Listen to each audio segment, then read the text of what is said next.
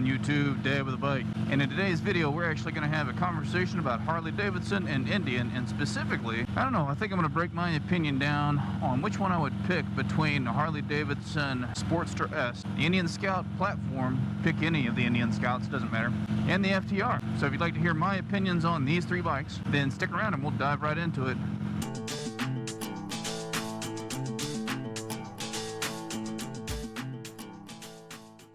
Alright everybody, thanks for sticking around. If you're new to the channel, do me a favor and hit that subscribe button, help me grow the channel.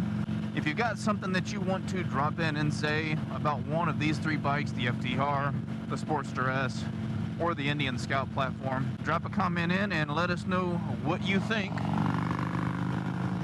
Like I said, it's my opinion. Others may have better ones. So the reason why I chose those three, because I think they're so comparable in so many different ways, whether it's from how they look, how they sit, you know, because the Sportster S and the Indian, you know, they're pretty darn close. You're talking about that mid-weight kind of cruiser style. And then you got the FTR, which the Sportster S kind of has this FTR flair. It's weird. Like I have a hard time understanding where Harley Davidson is trying to slide that Sportster S in to compete. I would imagine that they are certainly trying to compete with Indian on one of those levels. Now who knows, they may end up beating them, because that Sportster S is kind of a very mean platform. But we're going to get into that. We're going to break this discussion down into four categories. We're going to talk price, we're going to talk aesthetics, performance, and features. And at the end, I'll kind of give my opinion on, if I did not have a motorcycle right now, because I have two, then which one of them would I pick and why would I pick it? And that's kind of where we'll end. We'll kind of conclude into that opinion. But boy, I tell you what, I'm out today on the Harley, as you can see, and it is beautiful here in Texas today. I think the high is 78. It's weird, we had this cold front come through, brought a storm in last night. Now it's chilled off real nice. Oh my goodness, I'm really trying to enjoy it, because we just do not have this type of weather right now, this time of year. Usually this time of year it's in the hundreds, which is what it has been for, you know, the past week. It's been touching in and around 100. So this is a welcome change. But man, what a difference it is when I ride this versus I ride that Tracer 900 GT. Good Lord Almighty, they are just very different bikes, which is kind of cool. I like. Back to the subject at hand. So when we talk about price, these are all kind of in the, you know, let's call it upper 12, maybe 13,000 to, you know, right at 16,000, a little over 16,000. For that price range, you touch on any one of these three bikes in different variations. Sportster S, not so much, because the only thing that you're getting with the Sportster S, if you upgrade, is a different paint color, because they only have the one model. Now, they did just recently release the Nights, so if you were dropping down in price, I think the Nightster is like 13,000. I know the Sportster S is like 15,000. And then when you look at the Indian Scouts, they've got a various range. They've got the Scout 60, which gets you really cheap. I mean, if you're looking for a really cheap entry-level cruiser, it's very, very hard to beat the Indian Scout 60 platform. Whether it's the Bobber, the Rogue, doesn't matter. That Scout 60 platform is really inexpensive. But the Scout platform itself, you know, you're talking $14,000 for an Indian Scout. And then the FTR, those range a little where between like right at around 13,000, maybe a little bit over 13,000, all the way up to like 17,000, depending on if you like get the super hot carbon stuff or whatever it is, whatever that version is. And all the stuff I'll break down and put pictures and prices and stuff like that for anybody who's potentially shopping right now for any of those bikes. But as far as like base price point goes, it's really, really hard to beat the Indian Scout. The entry cost for an Indian Scout is pretty dang low, and the price for performance is pretty darn nice, I think. I mean, you're getting a pretty peppy bike at a really decent entry-level price point. You can go all the way up paying the top dollar for, you know, one of the Icon variations or one of the Indian Scouts, you know, special super-duper nice paint jobs. But they all kind of range in between there. So in my opinion, like if we're just talking about price, the Indian Scout wins, hands down. However, there's a lot to consider when you're talking about price, because there's a lot you do not get with an Indian Scout at that price point. And we're gonna break that stuff down. We talk about, you know, overall features and kind of performance later. So then let's dive in and let's talk aesthetics. Now we're gonna pick on the Sportster S a little bit, because I think the Sportster S aesthetics is like, you know, that's a face only a mother could love kind of aesthetics. I mean, there's some really cool looks to them once you start taking care of like the exhaust. Like the other day I saw this dude who put a Two Brothers 2-in-1 on it, got rid of that horrible exhaust that's on there, and that actually looked pretty damn nice. I mean, I saw that and was like, man, that's pretty good, and it sounded fan-damn-tastic with that Two Brothers on there. I mean, it sounded amazing. Anyway, but out of the gate, you know, the Sportster S is not the best looking bike. The FTR to me is really confused. Like, I don't know what it wants to be. Does it want to be a sport naked? Are they trying to make it like an FTR? Because it looks like a hybrid between the two.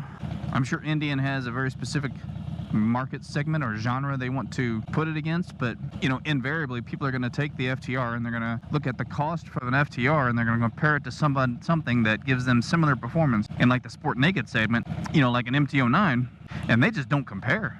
I mean, the MT-09 from Yamaha, I'm sorry, but I mean, that's a better bike than an FTR. But, you know, if they're like trying to bring in that flat track genre, you know, that's going to go after a different segment than the typical people who would throw a leg over an MT-09. You know, when you look at the FTR at a glance, you're not really certain what it wants to be when it grows up. Now, the Indian Scout, on the other hand, that entire platform, no matter what you get, looks pretty damn nice. I think aesthetically, the Indian Scouts are beautiful bikes. You know, I'm also a little bit biased because I had an Indian Scout bobber for 3 years, so I rode that thing all over the damn place, rode it like I stole it. Most of the content on my YouTube channel was based on that. And so aesthetically, I think that is a beautiful bike. There's really nothing about the Indian Scout that I look at and go, oh my God, that's ugly, except for the exhaust. But then, you know, that's an issue almost every single motorcycle manufacturer has with a bike they release, is they have to be, you know, California or EU compliant or whatever.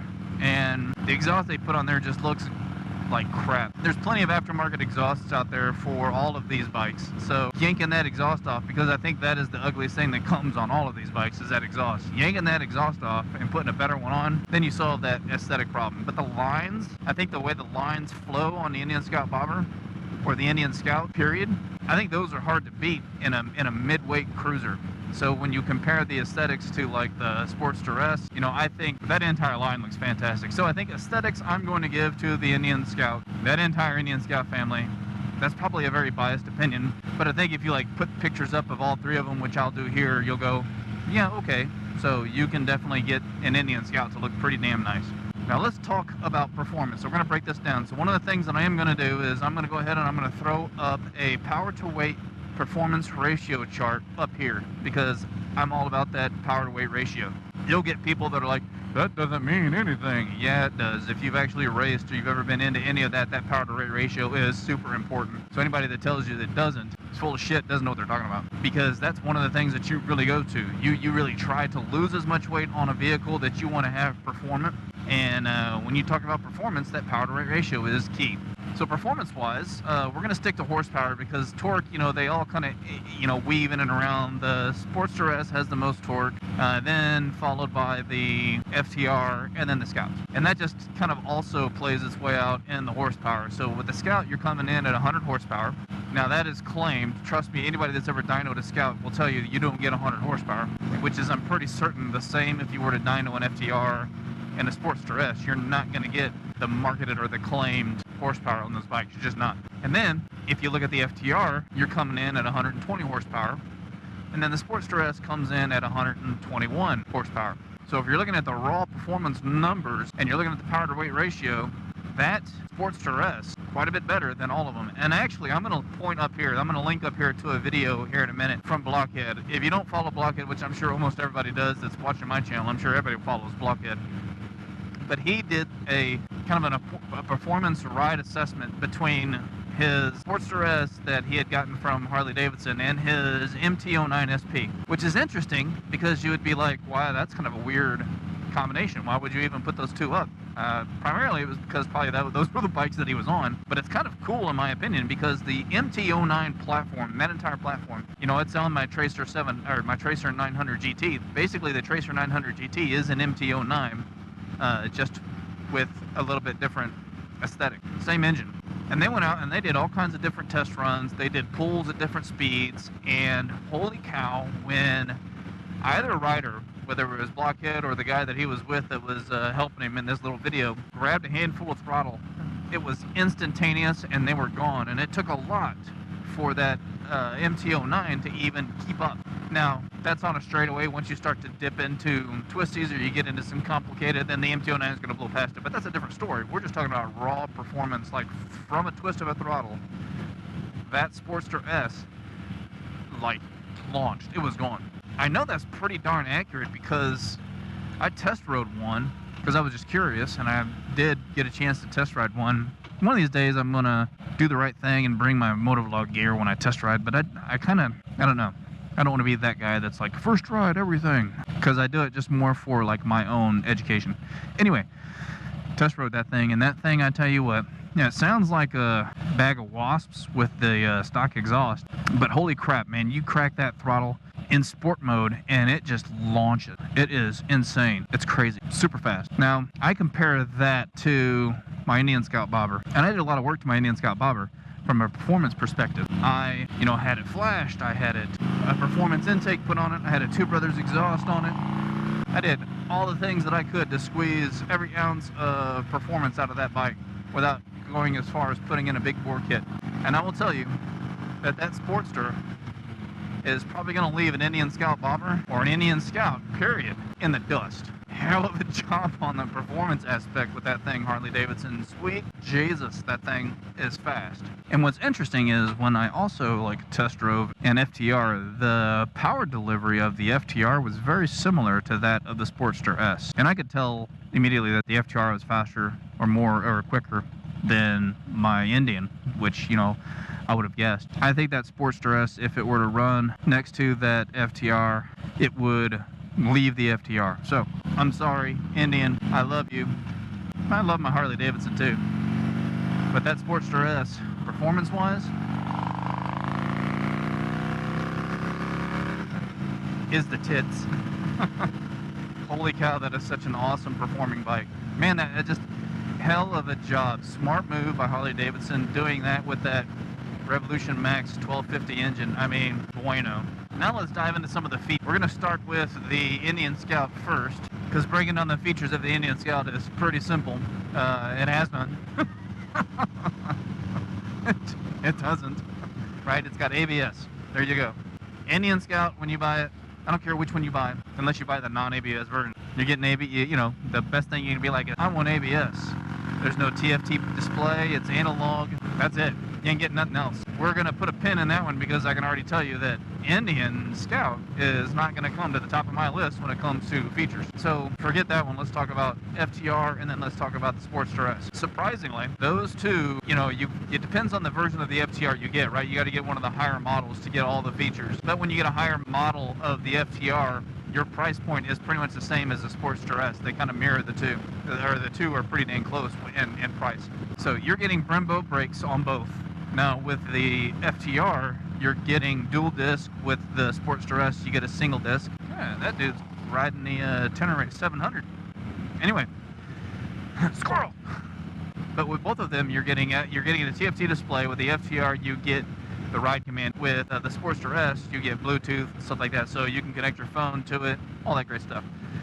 Both of them you get ride mode, both of them you get forms of traction control. So when you kind of look at and you get cruise control. So when you start to look at those two bikes side by side, feature-wise, they darn near the same. I didn't want to turn there, I want to turn here. I'm going to go down Nameless Road.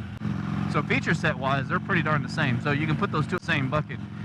The FTR might squeeze it out just a little bit because it does offer dual brakes, and I don't know if a single disc is enough to stop the speed and oomph and craziness that Sportster S has bottled up inside, especially with that giant front tire, because it's got that 150 front. But just for the sake of this argument, we'll say those two are pretty much the same feature-wise. So now let's all boil this down to which one of these would I buy. Now I love my Indian Scout, I really did. It was a hell of a bike. I really enjoyed it. I rode that thing almost 50,000 miles. I had it for 3 years. I put so much time and effort into that bike. It was a fun bike. I enjoyed it. However, it does not hold a candle, to the FTR or to the Sportster S.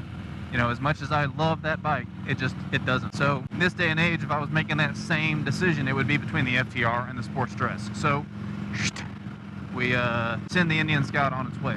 Now I'm sitting there with the Sportster S and the FTR. Which one do I get? Given how I ride and given my frequent need for speed and twisties.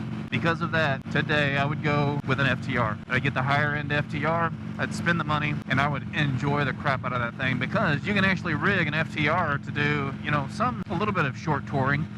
All of these bikes, the Sportster S, the FTR, Indian Scout, they all have shit for gas tanks. There's no comparison there, but, you know, I think you can do a lot of stuff with that FTR. I really think you can. So there you go. Given all the things, given the price, given the performance, given the aesthetics, given the features, what would I choose? I would choose the FTR. And with that, I'll leave you. I hope y'all thought this was helpful. Hope y'all enjoyed it. Do me a favor, leave me a comment. Tell me what you think. And if you stay to the very end of this video, do me a favor and follow on to one of these other videos or playlists. Tell all your friends about the channel. And we will see you in the next one. Y'all be safe. Y'all be kind to one another. I love y'all. Peace.